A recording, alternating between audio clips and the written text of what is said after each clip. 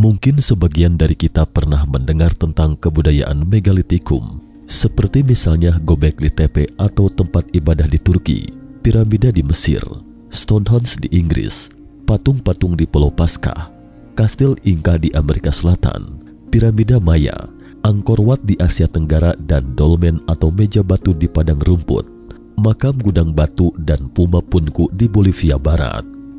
Bagaimana caranya manusia purba mengangkut, memotong, dan menyusun batu-batu besar ini? Orang-orang modern yang kini memiliki listrik, kren, pesawat terbang, bahkan energi nuklir, apa tidak merasa malu dengan kenyataan ini? Apakah kristalisasi berteknologi tinggi kita tak bisa dibandingkan dengan zaman batu manusia purba? 1920, Florida, Amerika Serikat, Kastil Koral. Ini adalah keajaiban masa megalitik terakhir umat manusia. Kastil Koral terletak di Homestead Town, selatan Miami, Florida, AS. Adalah sebuah taman pribadi yang masih dibuka untuk umum hingga sekarang. Setiap tahun dikunjungi sekitar 50.000 wisatawan. Taman ini pertama kali dibuka pada tahun 1923. Saat itu masih berupa rawa-rawa tak berpenghuni. Pada tahun 1940, bisnis taman hiburan atau rekreasi berkembang pesat. Untuk kenyamanan wisatawan, pemilik taman merelokasi taman 16 km ke utara dan mencapai lokasinya saat ini lebih dekat kota. Kesan dalam kita saat membangun taman dan merelokasi taman pasti merupakan mega proyek yang dikerjakan tim teknik skala besar. Namun yakin Anda tidak akan percaya, total hanya ada satu pekerja yang membangun taman ini. Sosok orang ini bahkan masih dalam kondisi sakit parah. Dia divonis dokter tidak akan bertahan hidup lebih dari 6 bulan. Tingginya hanya 1,5 meter dan beratnya hanya 45 kg. Taman ini memiliki luas 6.600 meter persegi, dibangun dengan tumpukan batu karang. Total ada sekitar 200 batu karang dengan ukuran terkecil 5 ton dan terbesar 58 ton. Berat total material batu diperkirakan lebih dari 1.500 ton. Saat itu tidak ada listrik, tidak ada kren atau derek jangkung, tidak ada bor baja, bahkan tidak ada tim teknik. Hanya ada satu penderita sakit parah yang sekarat. Hanya dalam tempo 6 bulan, ia menyelesaikan keajaiban megalitik penggunaan baru besar ini. Setelah tahu kenyataan ini, mungkin Anda akan secara tiba-tiba merasa bahwa membangun piramida bukanlah sesuatu yang sulit, atau bahkan merasa idiom tentang kakek tua Pandir memindahkan gunung mungkin bukan sekadar mitos. Kakek tua Pandir memindahkan gunung di sini merujuk pada arti kiasan. Jika kita terus berusaha dengan gigih dan tekun, pantang menyerah, maka usaha apapun niscaya akan berhasil. Edward Leeds Kalnin, 1887 hingga 1951. Kakek tua Pandir memindahkan gunung di sini merujuk pada arti kiasan. Jika kita terus berusaha dengan gigih dan tekun, pantang menyerah, maka usaha apapun niscaya akan berhasil. Ini adalah sepatah kalimat yang ditinggalkan oleh si pembangun Kastil Koral bernama Edward Leeds Kalnin untuk generasi mendatang. Sampai di sini sudah ada bukti fisik, yaitu Kastil Koral yang kita saksikan ini memang ada. Juga ada saksi mata, yakni Edward Leeds Kalnin, dan pengakuan. Faktanya ada di balik lapisan jendela kertas ini. Berikut adalah sepenggal perjalanan hidup Edward.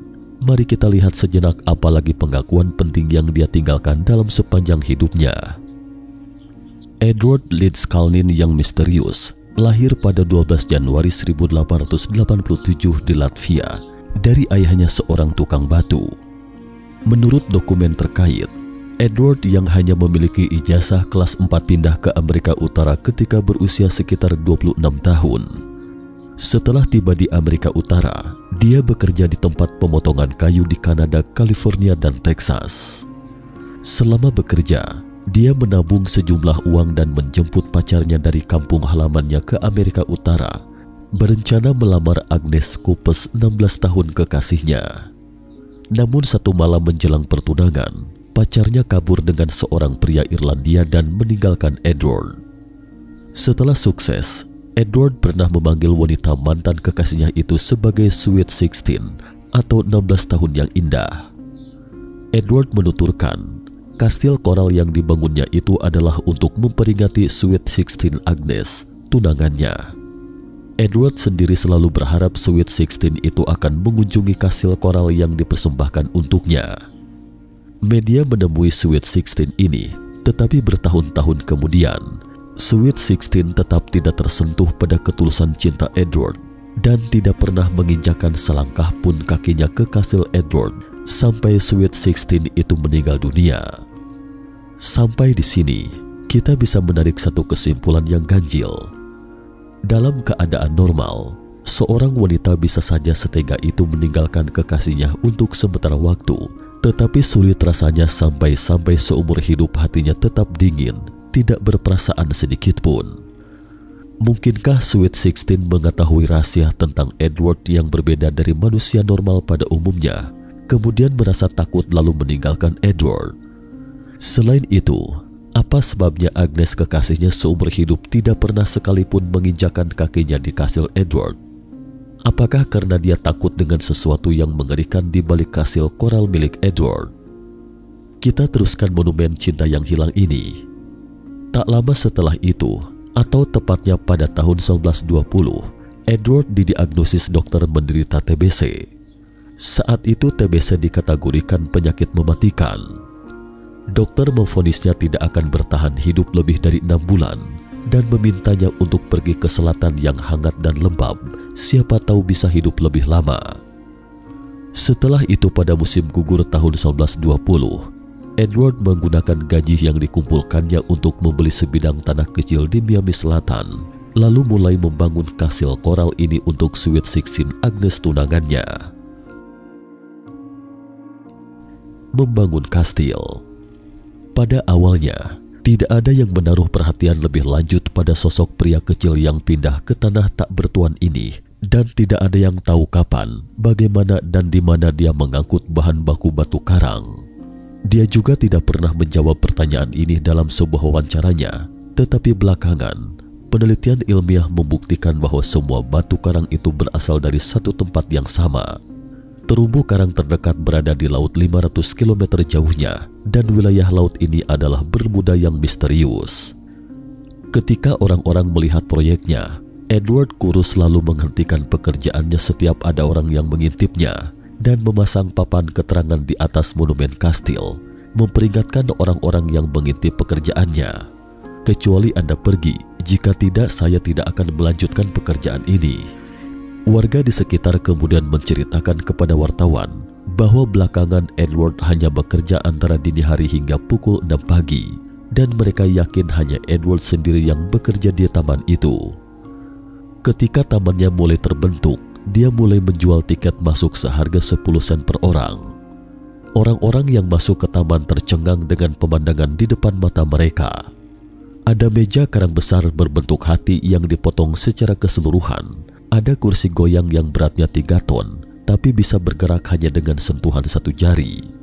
Selain itu juga teleskop setinggi 25 meter yang diarahkan secara akurat ke bintang kutub, dan pahatan patung Saturnus seberat 18 ton, serta ukiran patung bulan seberat 54 ton. Area yang paling misterius dan spektakuler adalah gerbang batu putar seberat 9 ton yang dapat dengan mudah didorong oleh seorang gadis cilik usia 5 tahun. Pada tahun 1986, demi menelusuri dan meneliti misterinya, beberapa ilmuwan dan insinyur mencoba menggunakan sebuah derek hidrolik raksasa dengan kapasitas 600 tenaga kuda untuk mengangkat dan membongkar struktur gerbang batu dari atas. Dan hasilnya ditemukan seperangkat lahar atau bantalan truk, yakni sebuah elemen mesin yang berfungsi untuk membatasi gerak relatif antara 2 atau lebih komponen mesin agar selalu bergerak pada arah yang diinginkan. Misteri itu tampaknya mulai terungkap, tetapi juga diikuti tanda tanya lain. Ketika para insinyur memasang kembali gerbang batu, mereka pun mengerutkan kening bingung karena pintu tidak bergerak sama sekali. Karena penasaran, para ilmuwan pun meneliti lebih lanjut, memusatkan perhatian mereka pada purus dan lubang pada balok gabungan dan gerbang batu, Mereka menemukan suatu zat dengan komposisi yang tidak diketahui di dalamnya, dan itu sama sekali bukan materi asli di bumi, bisa jadi didapat dari meteorit.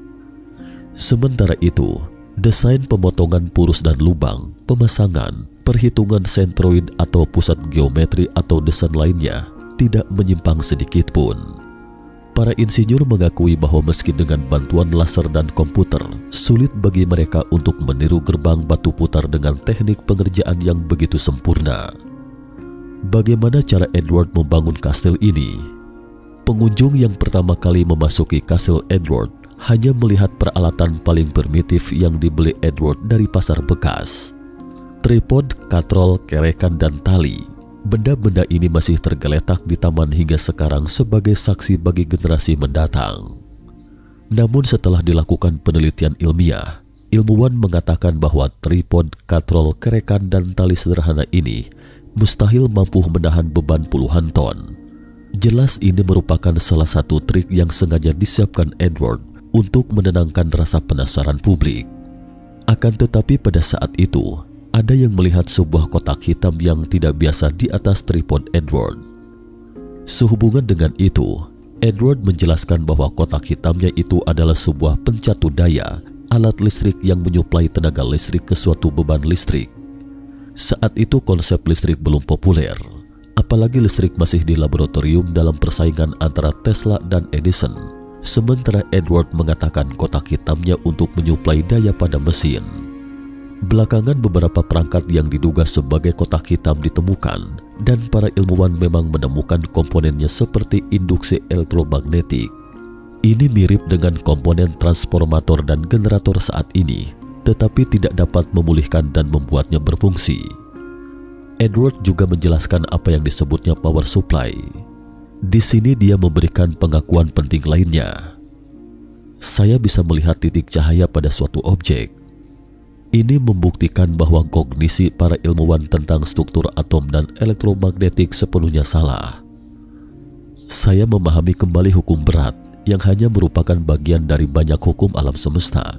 Ketika saya melihat bumi itu sendiri, saya menemukan bahwa semua benda yang ada memiliki medan magnetnya masing-masing dan dapat ditarik atau ditolak oleh benda lain. Selama energi yang diperlukan disuntikan ke objek, semuanya bisa mulai bergerak, kata Edward. Pernyataan Edward ini persis sama dengan apa yang dikatakan Tesla tentang teori ilmiah saat ini. Tesla tidak pernah mempelajari teori, tetapi melihat energi medan magnet bumi dan memberitahu orang-orang apa itu arus bolak-balik, transmisi tegangan tinggi, pembangkit listrik energi bumi, dan apa itu transmisi daya nirkabel. Menurut peneliti, tidak tertutup kemungkinan Edward pernah mendengar ceramah Tesla dan sengaja membuat sensasi yang membingungkan. Tetapi Edward mengatakan pada saat itu bahwa bumi dikelilingi oleh medan magnet yang kuat. Belakangan pernyataannya ini dikonfirmasi oleh para ilmuwan. Edward menuturkan, penggunaan medan magnet ini adalah rahasianya untuk mengendalikan batu-batu besar. Secara teori memang memungkinkan. Prinsip inilah yang mungkin belum dipahami oleh para ilmuwan. Bahkan ada peneliti yang menduga bahwa Florida Selatan tempat taman itu berada adalah bagian dari Delta Bermuda. Di sini terdapat medan magnet yang aneh. Mungkinkah Edward menggunakan prinsip ini untuk membangun kastil? Berawal dari spekulasi ini, para peneliti pun meyakini bahwa relokasi kastil pada tahun 1940 juga terkait dengan perubahan medan magnet bumi. Relokasi kastil. Saat memindahkan kastil, sopir truk yang dipekerjakan Edward mengatakan bahwa Edward tidak pernah membiarkannya melihat bagaimana Edward membongkar dan memuat barang. Edward selalu menyuruhnya mengambil truk 1 jam kemudian, dan tak disangka setelah 1 jam, semua muatan batu-batu besar itu tampak tertata rapi seusai diturunkan dari truk. Selama proses pembongkaran ini, hanya 2 bocah berusia 5 tahun yang menceritakan bahwa mereka menyaksikan bagaimana Edward memerintahkan batu-batu besar itu mengambang dan bergerak di udara seperti balon. Selain itu, tetangga lain juga menuturkan mereka kadang-kadang melihat Edward pernah mengelus batu sambil bernyanyi. Lantunannya seakan beresonansi dalam formasi batunya. Kemudian batu yang ia usap itu seolah menjadi lebih ringan dan semakin ringan. Belakangan karena didorong oleh rasa ingin tahu publik yang semakin besar, Edward mengedarkan pamflet untuk menjelaskan rahasia konstruksi kastil koralnya dan menjelaskan tentang prinsip dan hukum alam semesta. Pamflet ini terdiri dari 3 topik. 1. Kehidupan tumbuhan dan hewan. 2. Elektromagnetisme Edward. 3. Pandangan politik dan sosial. Namun peneliti yang pernah membaca buku itu mengatakan bahwa isi buku tersebut semuanya dibuat-buat dan sesuai dengan pendidikan kelas 4 SD Edward, sama sekali tidak ada hubungannya dengan prinsip pembangunan kastilnya. Mereka bahkan curiga Sweet 16 atau si manis 16 tahun bukan mengacu pada cinta yang hilang, tetapi sebuah kode matematika yang penting. Selain buku ini, Edward juga meninggalkan sebuah mesin dan mengatakan bahwa mesin ini adalah generator magnet. Generator ini masih dipajang di kastil. Dia mengklaim bahwa peralatan ini akan memecahkan masalah kekurangan energi karena setiap partikel materi itu sendiri adalah magnet dan medan magnet bumi dapat ditangkap oleh perangkat ini untuk menghasilkan listrik sehingga membuat listrik ada di mana-mana. Ini persis sama seperti yang dicetuskan Tesla. Pada tahun 1951, ketika Edward berusia 64 tahun, dia memasang pengumuman pemberitahuan di gerbang kastil 3 hari sebelum kematiannya. Saya ke rumah sakit, kemudian ke Miami Medical Center sendirian, dan tak pernah kembali lagi sejak itu. Edward seperti Tesla, dia tidak memiliki istri dan anak. Kastil itu diwariskan kepada keponakannya. Ketika keponakannya sedang memilah-milah barang-barang peninggalannya, dia menemukan sebuah kotak berisi $35.000 AS atau sekitar 500 juta rupiah kurs sekarang. Ini merupakan tabungan seumur hidupnya. Keponakannya juga menemukan sepenggal tulisan Edward di dinding batu di samping tempat tidurnya. Rahasia alam semesta adalah 7129-6105-5195. Jelas temuan rahasia ini telah menarik banyak penelitian. Ada yang menduga bahwa itu terkait dengan meridian Greenwich atau meridian utama. Sementara lainnya menduga terkait dengan frekuensi suara dan ratusan dugaan atau teori lainnya. Tapi satu-satunya yang pasti, 7 digit terakhir adalah nomor seri ID-nya. Bisa dikata Edward Leeds Kalnin adalah sosok manusia dewa lain yang berada di periode yang sama dengan Nikola Tesla. Dia meninggalkan pandangannya yang mirip dengan Tesla dan keajaiban megalitik terakhir umat manusia. Jika kita mencoba memahami apa yang dia katakan, mungkin kita akan mendapatkan kesimpulan ilmiah seperti ini. Manusia purba juga menguasai metode pengendalian kekuatan medan magnet bumi, dan metode ini sangat sederhana, tidak serumit yang dibayangkan. Kekuatan semacam ini memungkinkan sesosok orang kurus dengan mudah mengendalikan puluhan ton dari bongkahan batu besar. Energi dari kekuatan seperti ini dapat memotong bongkahan batu seperti mengiris tahu. Namun kekuatan semacam ini berubah sesuai dengan orbit planet dan tidak dapat diulang dimanapun di bumi. Oleh karena itu, orang dahulu sangat tertarik mengamati fenomena langit dan menyelaraskan fenomena langit terkait dengan kekuatan semacam ini, kemudian dihitung dengan rumus inversion formula. Perubahan besar pada benda-benda langit akan menyebabkan manusia purba kehilangan kekuatan ini sepenuhnya untuk jangka waktu tertentu dan sepenuhnya tak berfungsi pada peninggalan situs purbakala seperti piramida, sehingga mereka harus meninggalkan situs yang megah dan si pembangun hilang seperti pada peradaban Maya, Aztec, dan piramida. Sementara pewaris yang menguasai rahasia dan hukum ini adalah kawanan pemahat atau tukang batu. Freemasonry. Untuk diketahui, Freemasonry menjalankan agenda rahasia dan tersembunyi yang tidak diketahui masyarakat. Selama ini Freemasonry yang sesungguhnya menjadi organisasi di antara tukang batu yang mengelola rahasia ini. Beberapa upacara, rahasia dan tradisi organisasi ini membuat anggota yang sesungguhnya tidak memiliki istri hidup seorang diri seumur hidup. Anggota Freemasonry dan organisasi Freemasonry sendiri yang saya saksikan itu tak lebih dari sebuah trik. atau mengalihkan garis pandang orang-orang seperti Trifonnya Edward di atas. Sampai di sini saya tiba-tiba teringat legenda dan metode rahasia tukang kayu dari timur, susunan kartu yang tidak sempurna, kekurangan satu petak yang sama dalam permainan mahjong atau kekurangan satu kartu dengan warna yang sama dalam permainan kartu. Mungkinkah organisasi ini adalah tukang batu di negeri barat dan seorang tukang kayu di negeri timur? Entahlah, hanya Tuhan yang Maha Tahu. Cukup sekian dulu topik kita hari ini. Jika suka dengan video mata ketiga, jangan lupa like, subscribe, dan share. Terima kasih atas perhatiannya dan sampai jumpa di episode berikutnya.